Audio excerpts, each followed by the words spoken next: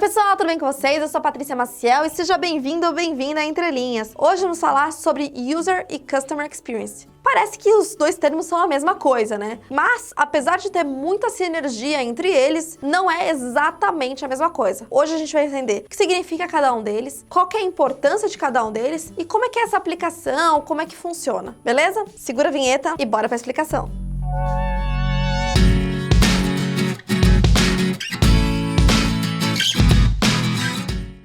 Coisa, o que é Customer Experience? Customer Experience é basicamente a experiência do cliente. São todas as emoções, sensações, tudo que envolve o contexto de contato que o cliente tem com a empresa e tudo que ele sente em relação a esse contato. Então, qualquer ponto de contato que a marca, que a empresa tenha com o cliente, gera uma experiência do cliente, gera uma Customer Experience. E isso, lógico, vai desde o momento de atração até o pós-venda. Então, para garantir, como vai desde o momento de atração até o pós-venda, essa sensações, essas emoções, tem que garantir, né, as marcas, as empresas precisam garantir que qualquer ponto de contato seja muito bom, para que gere uma boa experiência do cliente. User Experience, por sua vez, também está relacionada à experiência do cliente, mas é mais focada no ambiente digital. O que isso quer dizer? Então a gente está falando em questões de layout, né, o design, a usabilidade, né, a interação que o cliente vai ter no ambiente digital, questões de segurança, navegabilidade, tudo isso gera uma User Experience, uma boa User Experience se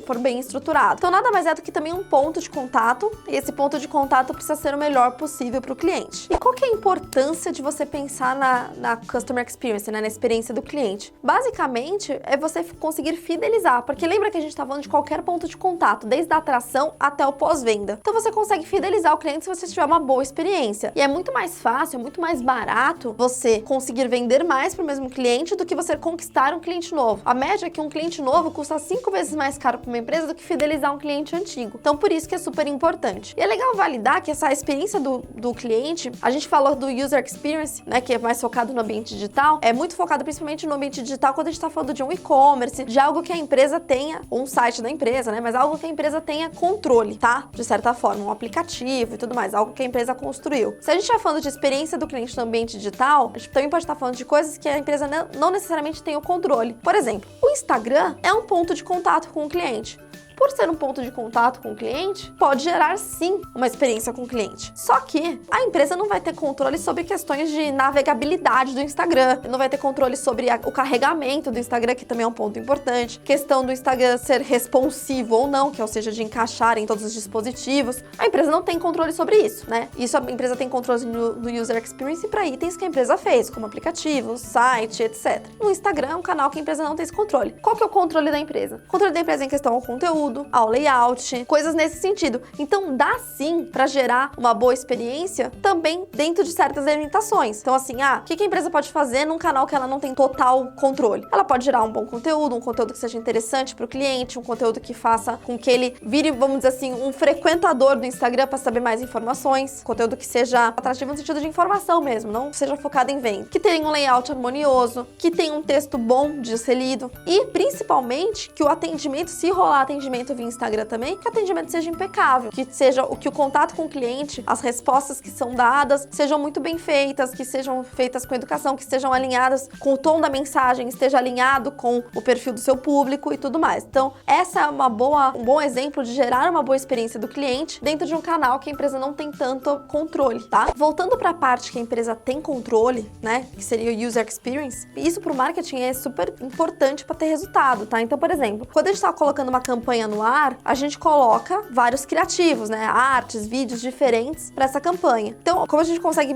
rastrear basicamente tudo, né? Desde o primeiro clique, qual que chamou mais atenção e tudo mais, é impossível ver quais são os gargalos da experiência do usuário, né? Em qual momento o usuário deixou de ficar interessado naquilo ou não seguiu para o próximo passo, né? Para o próximo passo da ação. Então, por exemplo, uma campanha, colocou diversos criativos, diversos vídeos, né? E tudo mais. Qual dessas artes ou vídeos, né? Que são esses criativos, chamou mais atenção. Você consegue ver de qual teve mais visibilidade e mais cliques. Então já conseguiu entender qual que foi mais atrativo pro público. Depois disso, com o clique, qual que é a página de destino? Às vezes a página de destino é o próprio e-commerce, né? Se você estiver vendendo alguma coisa, você já está direcionando para um produto específico, ou a página de destino é uma landing page para captação de lead, né? Para captação do contato. Então, ok, vamos supor que seja uma landing page. Chegou na landing page, você consegue entender qual que é o mapa de calor, para ele tá rolando até o final, o usuário tá rolando até o final, ele tá clicando em alguma coisa. Existem ferramentas de mapa de calor que você consegue mensurar isso. Onde que ele tá rolando, onde ele tá parando mais tempo na tela, e isso ia ajustando também conforme essa experiência do usuário. Vamos supor que você entenda que ele quase não rola até o final e ele clica bastante num lugar que não é bem um botão, mas parece. Então, de repente, você coloca assim um botão ali para já facilitar a conversão, coloca o formulário em cima, se ele no formulário de captação de lead, né? Para ele não rolar até embaixo, já que o objetivo nesse caso seria a captação do contato e tudo mais. Então, você vai adequando essa experiência do usuário também para melhorar os seus números. Aí, beleza. Ainda dentro da experiência do usuário, dentro desse objetivo de captação de lead, você captou esse contato. O que você vai fazer depois com isso? Porque, ok, o seu primeiro objetivo foi captar o contato. O segundo objetivo pode ser a venda, né? Que normalmente é. Ok, com esse contato captado, o que você vai fazer? Quais são os e-mails que ele vai receber? Quais são os conteúdos desses e-mails? Onde vai estar o botão que vai direcionar ele para compra? O que vai estar escrito nesse botão? O que vai estar escrito nesses e-mails? Como que vai ser o layout disso tudo? E ainda na landing page, né?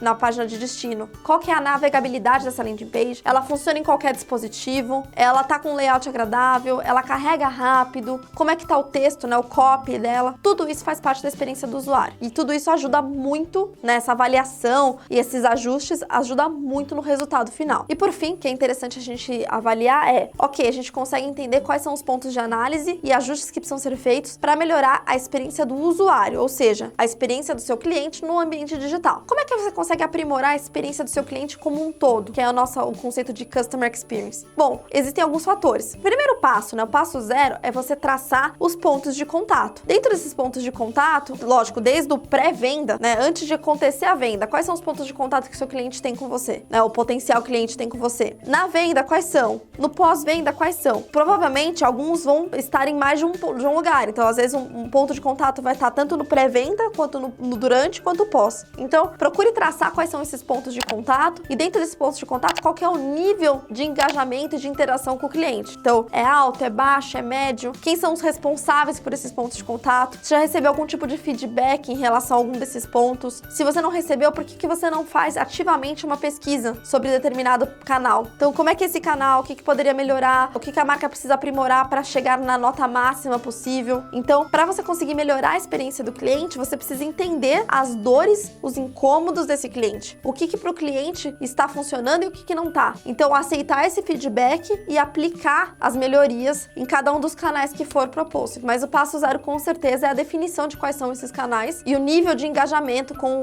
o público em cada um deles, tá bom? Espero que tenha ficado claro. Se você tiver alguma dúvida ou precisar de uma ajuda específica em relação à experiência do cliente, à experiência do usuário para aprimorar aí na sua empresa, manda um e-mail aqui para contato@entrelinhas que a gente vai ajudar com o maior prazer, tá bom? Obrigada, um beijo e até o próximo vídeo.